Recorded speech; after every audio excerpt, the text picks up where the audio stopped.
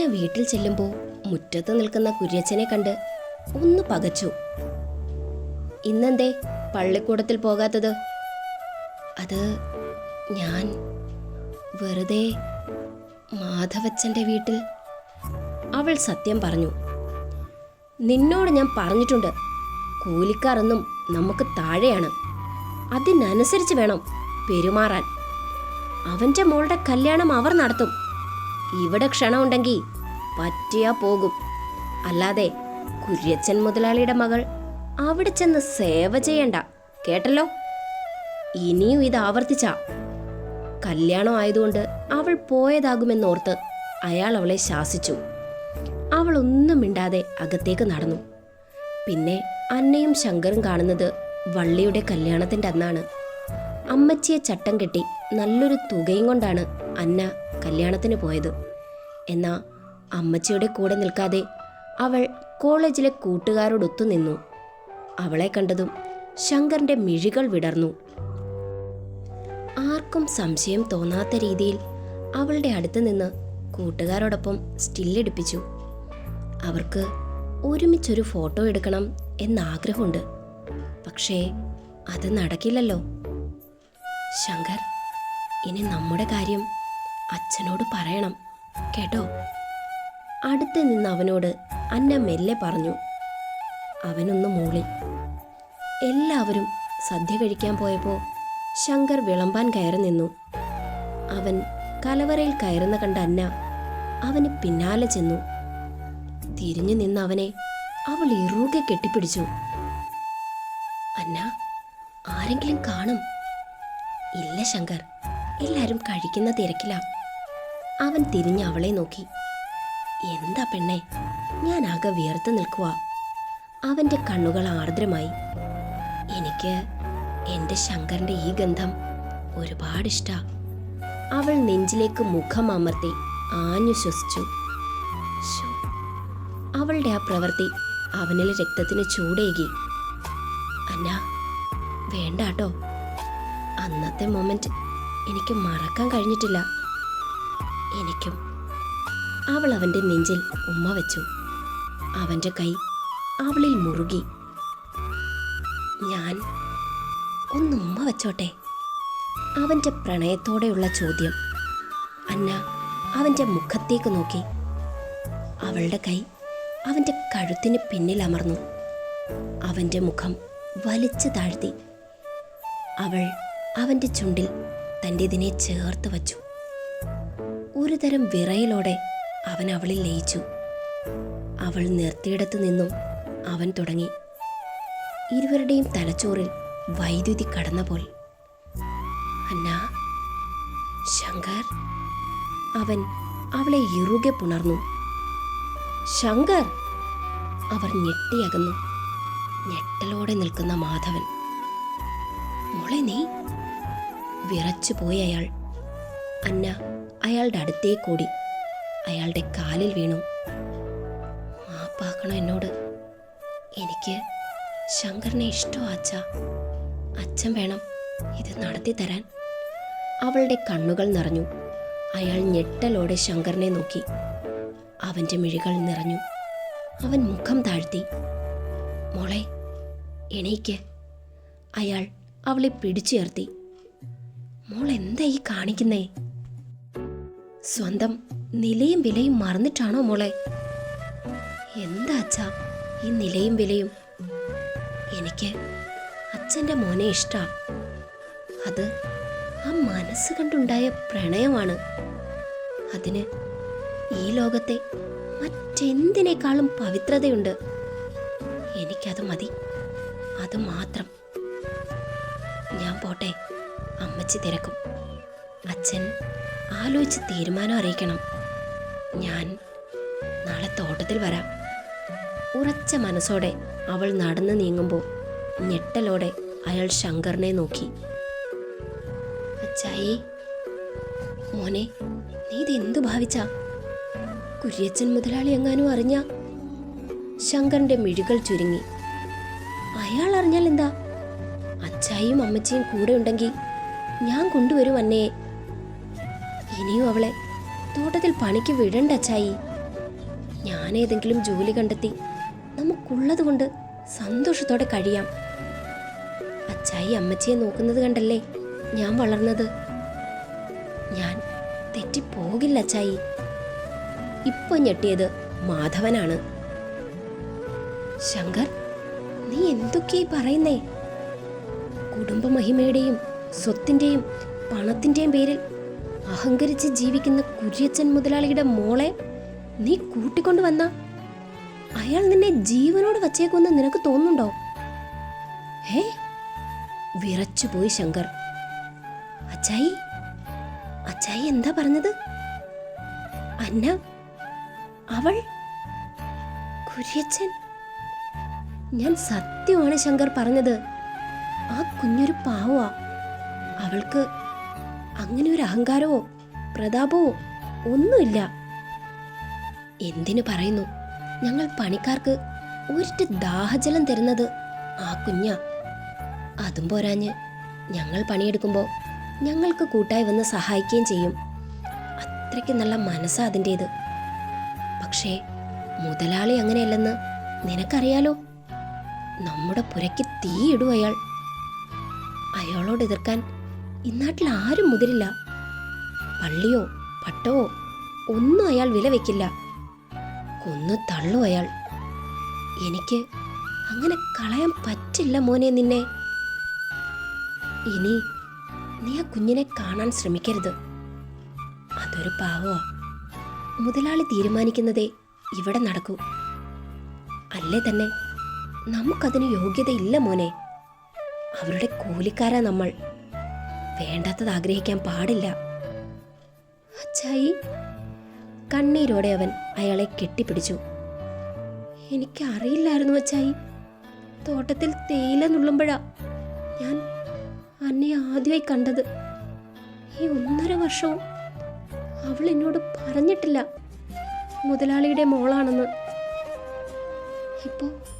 ഇപ്പൊ ഇങ്ങനെ പറഞ്ഞ എനിക്ക് അവളില്ലാതെ പറ്റില്ല അച്ചായി. എന്റെ ജീവന്റെ തുടിപ്പ് അവൾ. ആ തുടിപ്പ് അയാൾ ഇല്ലാതാക്കും മോനെ. എന്നേക്കുമായി എനിക്ക് നിന്നെ നഷ്ടമാകും. പിന്നെ ഞാനും നിന്റെ അമ്മച്ചിയും ജീവിച്ചിരിക്കുമെന്ന് നിനക്ക് തോന്നുന്നുണ്ടോ? എൻ്റെ മോൻ അച്ചായി പറയുന്നത് കേൾക്ക്. ഇതെൻ്റെ മോൻ മറക്കണം.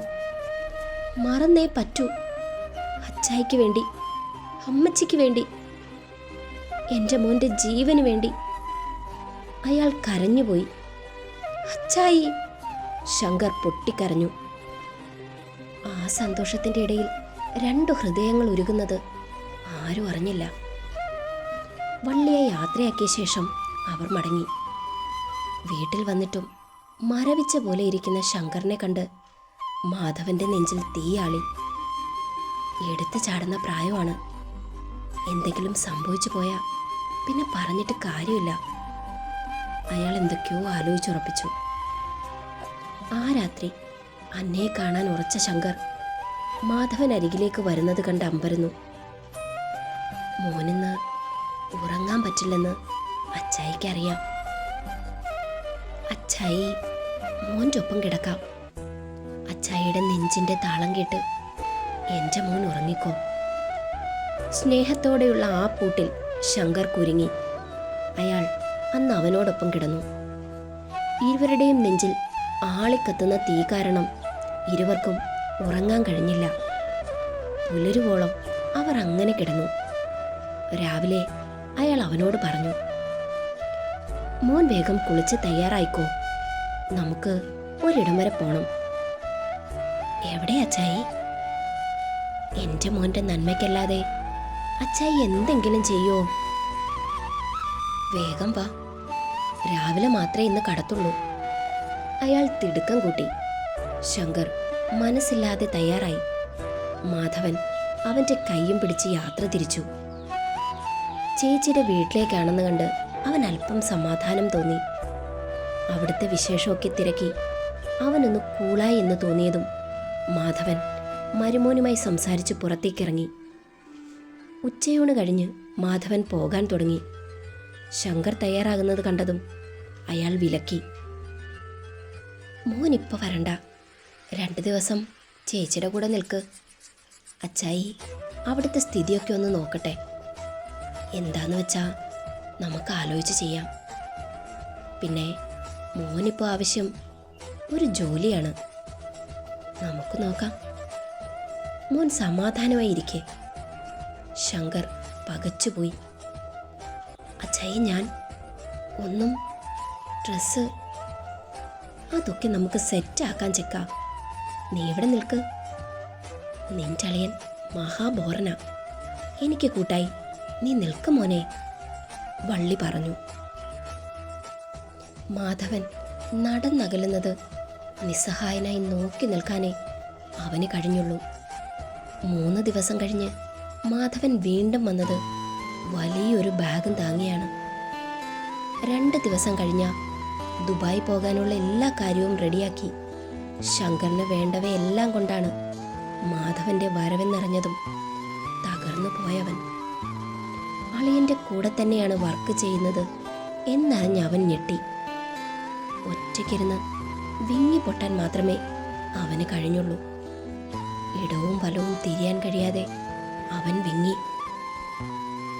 പിറ്റേന്ന് പോകാൻ തയ്യാറാകുമ്പോൾ അവനായി കൊണ്ടുവന്ന ബാഗിൽ നിന്നും ഒക്കെ എടുത്ത് പാക്ക് ചെയ്യാൻ തുടങ്ങുവാണ്. കാലിയായ ബാഗ് കയ്യിൽ കിട്ടിയതും ദേഷ്യത്തോടെ അവൻ വലിച്ചെറിഞ്ഞു. അപ്പോഴാണ് അതിൽ നിന്ന് ഒരു കടലാസ് പുറത്തേക്ക് എത്തി നോക്കിയത്. ശങ്കറിന്റെ നെഞ്ചൊന്ന് പിടഞ്ഞു. അവൻ ഓടിച്ചെന്നതെടുത്തു. വെപ്രാളത്തോടെ തുറന്നു. അവന്റെ കണ്ണുകൾ തിളങ്ങി. ശങ്കർ, സുഖാണോ? ആണെന്ന് വിശ്വസിക്കുന്നു. ഞാൻ കാര്യങ്ങളൊക്കെ അറിഞ്ഞു. വിഷമിക്കണ്ട കേട്ടോ. എനിക്കിനിയും 3 വർഷം മുന്നിലുണ്ട്. എൻ്റെ ശങ്കർ, സന്തോഷത്തോടെ പോയിട്ട് വാ. ഞാനുണ്ടാകൂ ഇവിടെ, നിന്നെ മാത്രം മനസ്സിൽ താലോലിച്ചുകൊണ്ട്. നമ്മൾ കാണുന്നില്ലെങ്കിലും നമ്മുടെ ഉള്ളിൽ നിറഞ്ഞ പ്രണയം അതൊരിക്കലും വറ്റിപ്പോകില്ല. ഇരട്ടിയായി ഒഴുകുകയേ ഉള്ളൂ. നിന്റെ ഹൃദയം വിങ്ങുന്നത് ഞാൻ അറിയുന്നുണ്ട്. അത് വേണ്ട. നമുക്ക് ജീവിക്കാൻ ആരുടെയും സമ്മതം വേണ്ട. പക്ഷേ ഇപ്പൊ അച്ഛനെടുത്ത തീരുമാനം അത് നല്ലതാ. നീ വരുമ്പോഴേക്ക് ഞാനും പഠിത്തം കഴിഞ്ഞ് ജോലിക്ക് ശ്രമിക്കും. നമുക്ക് നമ്മൾ ഒരുമിച്ച് കണ്ട സ്വപ്നം യാഥാർത്ഥ്യമാക്കാം. എൻ്റെ ശങ്കർ, പോയിട്ട് വരൂ. 7 കടലിനടിയിൽ മറഞ്ഞാലും ഞാനും നീയും ഒരിക്കലും പിരിയില്ല. ഇത് നമ്മുടെ പ്രണയത്തിൽ എനിക്കുള്ള വിശ്വാസമാണ്. ഈ ലെറ്റർ എൻ്റെ ശങ്കർ കാണുമെന്ന് ഉറച്ച വിശ്വാസത്തിലാണ് ഇതിൽ വയ്ക്കുന്നത്. എൻ്റെ ശങ്കറിന് നല്ലത് മാത്രം ഉണ്ടാകട്ടെ എന്ന പ്രാർത്ഥനയോടെ നിന്റെ മാത്രം അന്ന. നിറഞ്ഞ കണ്ണുകളോടെ വായിച്ച അവൻ അത് നെഞ്ചോട് ചേർത്ത് പിടിച്ച് പൊട്ടിക്കരഞ്ഞു. കുറേ സമയം പിടിച്ചു അവൻ ഒന്ന് നോർമൽ സ്റ്റേജിലേക്ക് വരാൻ. ചിരിയോടെ ഏവർക്കും യാത്ര പറഞ്ഞു പോകുമ്പോൾ അവൻ നിറഞ്ഞു ചിരിച്ചു. പിറന്ന മണ്ണിനോടും മനസ്സും ശരീരവും പകുത്തു കൊടുത്ത പെണ്ണിനോടും മനസ്സാൽ അവൻ യാത്ര പറഞ്ഞു. എന്നെങ്കിലും അവളുടെ അടുത്തേക്ക് തിരികെ എത്തണം എന്നൊരേ ഒരു ലക്ഷ്യത്തോടെ. പിന്നെ ഒരു യുദ്ധം തന്നെയായിരുന്നു സ്വന്തം മനസ്സിനോട്. ജയിക്കാൻ ഉറച്ചവന്റെ യുദ്ധം. 3 വർഷം അന്യനാട്ടിൽ കിടന്ന് കഷ്ടപ്പെട്ടവൻ തിരികെ പറന്നിറങ്ങി. സ്വീകരിക്കാൻ എത്തിയവരുടെ കൂട്ടത്തിൽ ഒരു കൊച്ചുമിടുക്കൻ. അളിയൻ വള്ളിക്ക് പണി കൊടുത്തിട്ടാ പറന്നത് എന്നവൻ അപ്പോഴാണ് അറിഞ്ഞത്. 2 കൈയും നീട്ടി അവനെ നെഞ്ചോട് ചേർത്തു. ആ കുഞ്ഞി കവളിൽ മുത്തം വച്ചു.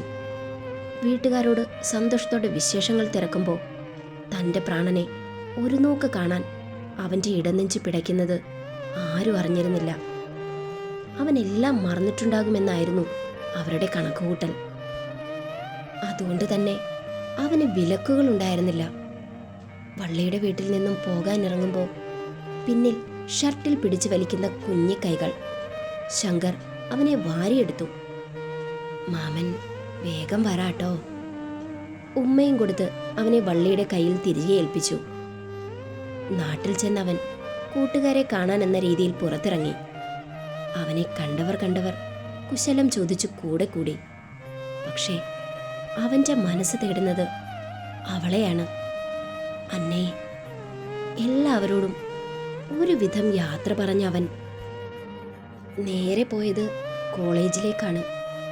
അവനെ കണ്ട പ്രിൻസിപ്പൽ അവനെ ചേർത്ത് പിടിച്ചു. സുഖാണോ മോനെ? എല്ലാരെയും കാണാൻ നീ വന്നല്ലോ, സന്തോഷമായി. രക്ഷപ്പെടുന്ന ആരും പിന്നെ ഇവിടേക്ക് തിരിഞ്ഞു നോക്കിയിട്ടില്ല. സാറിൻ്റെ മുന്നിൽ നിന്നും ഉരുകുകയാണവൻ. തൻ്റെ പ്രാണൻ ഇവിടെ എവിടെയോ ഉണ്ടെന്ന് അവൻ്റെ മനസ്സ് വിതുമ്പി. പഠിപ്പിച്ച സാറുമാരും ടീച്ചേഴ്സും വിശേഷങ്ങൾ അറിയാൻ ചുറ്റും കൂടി. ഒക്കെ കഴിഞ്ഞ് പുറത്ത് വന്നപ്പോഴേക്കും കുട്ടികളെല്ലാവരും പിരിഞ്ഞു പോയിരുന്നു. അവൻ്റെ ഹൃദയം പിടഞ്ഞുപോയി. നിറഞ്ഞ കണ്ണുകൾ അമർത്തി തുടച്ചു നോക്കുമ്പോഴാണ് നോട്ടീസ് ബോർഡിൽ അവിടെ പതിപ്പിച്ച തൻ്റെ പ്രാണന്റെ മുഖം അവൻ കാണുന്നത്. അവൻ്റെ ഉള്ളം തുള്ളിപ്പോയി. അതിൽ 1000 മുത്തങ്ങൾ നൽകിക്കൊണ്ട് അവനോടി കൺകുളിർക്കെ അവളെ ഒന്ന് കാണാൻ. വഴിയിൽ നിൽക്കുന്ന അച്ഛനെ കണ്ടതും അവൻ ഞെട്ടി. മോൻ എവിടെ പോയതാ? ഞാൻ കോളേജിൽ. ആ, അത് നന്നായി. ഗുരുക്കന്മാരുടെ അനുഗ്രഹം എന്നും വേണം. വാ, അച്ചായി പറയട്ടെ. അയാൾ നടന്നു തുടങ്ങി. എന്താ അച്ചായി? മോനെ, മോൻ വരുമ്പോ മോന് തരാൻ അച്ചായി ഒരു സമ്മാനം കരുതി വെച്ചിട്ടുണ്ട്. എന്താ അച്ചായി? അത് നാളെ അച്ചായി കാണിക്കാം. എൻ്റെ മോൻ ഇഷ്ടാകും. അയാൾ ചിരിയോടെ നടന്നു. ഇനി മോൻ പോണ്ട, നമുക്കിവിടെ തന്നെ എന്തെങ്കിലും ചെയ്ത് ജീവിക്കാം. എനിക്ക് നിന്നെ കാണാതെ വയ്യടാ. നിന്റെ അമ്മച്ചിക്കും വയസ്സായി വരുമല്ലേ. മോൻ്റെ കല്യാണം, കുട്ടികൾ, അതൊക്കെയാ മേരിപ്പെണ്ണിൻ്റെ ആഗ്രഹം. ഈ അച്ചായിയുടെയും. അവൻ്റെ ചങ്കൊന്നു പിടച്ചു. അവർ സംസാരിച്ച് നടന്ന് വീടെത്തി. അമ്മച്ചിയുടെ കൈകൊണ്ടുണ്ടാക്കിയ ഭക്ഷണം ആർത്തിയോടെ വയറ് നിറയെ കഴിച്ചു. അമ്മച്ചിയുടെ മടിയിൽ തലവച്ച് കിടന്നു. അമ്മച്ചി, എന്താ അമ്മച്ചി അച്ചായി എനിക്ക് വാങ്ങിയ സമ്മാനം? അവർ ചിരിച്ചു. വാങ്ങിയ സമ്മാനം അല്ല മോനെ, കണ്ടെത്തിയ സമ്മാനം. അമ്മച്ചിയുടെ പൊന്നുമോന് ഒരു കൂട്ട്. അവൻ ഉദ്ദേശിച്ചതുപോലെ തന്നെയാണ് കാര്യങ്ങൾ എന്നവന് ബോധ്യമായി. നാളെ നമ്മൾ ഒരുമിച്ച് പോയി കുട്ടിയെ കാണും. മിടുക്കിയ. അച്ചായിക്കിഷ്ടമായി. പക്ഷേ അമ്മച്ചി കണ്ടിട്ടില്ല കേട്ടോ. എൻ്റെ മോൻ വരുമ്പോൾ ഒന്നിച്ചു പോയി കാണാൻ കാത്തിരുന്നത് അമ്മച്ചി. അവരുടെ കൈകൾ അവൻ്റെ തലയിൽ തഴുകി. അവൻ കണ്ണുകൾ അടച്ചു കിടന്നു. മനസ്സിൽ അന്ന എന്ന മാലാഖയെ ഓർത്തു. അവൻ്റെ ചുണ്ടിൽ പുഞ്ചിരി വിരിഞ്ഞു. അത് കണ്ട അമ്മച്ചി ഓർത്തത് വിവാഹത്തിന് അവൻ എതിർപ്പില്ല എന്നാണ്. കുളി കഴിഞ്ഞ അന്ന തൻ്റെ റൂമിലെത്തി. മാതാവിൻ്റെ രൂപത്തിന് മുന്നിൽ മുട്ടുകുത്തി. അമ്മേ, മാതേ, എൻ്റെ ശങ്കരനെ കാത്തുകൊള്ളണേ. പിടിച്ചു നിൽക്കാനുള്ള ധൈര്യം കൊടുത്ത് കാവലായി നിൽക്കണേ. മനമുരുകി പ്രാർത്ഥിച്ച അവൾ അരികെ എന്തോ അനക്കം കേട്ട് കണ്ണുകൾ തുറന്നു. തിരിഞ്ഞു നോക്കി അവൾ ഞെട്ടിപ്പോയി. ശങ്കർ! അവളുടെ സ്വരം ഇടറിപ്പോയി. ഹന്ന! മുള പൊട്ടും പോലെ കരഞ്ഞുകൊണ്ട് ശങ്കർ അവളെ ചേർത്ത് പിടിച്ചു. ഇരുവരും പൊട്ടിക്കരഞ്ഞു. കണ്ണീരോടെ പരസ്പരം ഉമ്മകൾ കൊണ്ട് മൂടി. അവരുടെ പ്രണയം കണ്ട മാതാവിൻ്റെ രൂപം പോലും അമ്പരന്നു പോയി. അവരുടെ പ്രണയത്തിന് കാറ്റുപോലും സാക്ഷിയായി.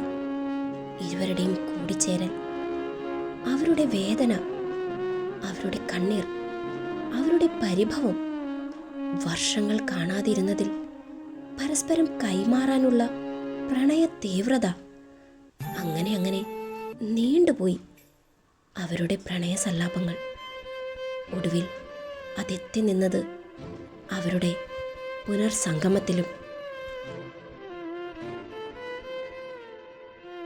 Please like, share, subscribe.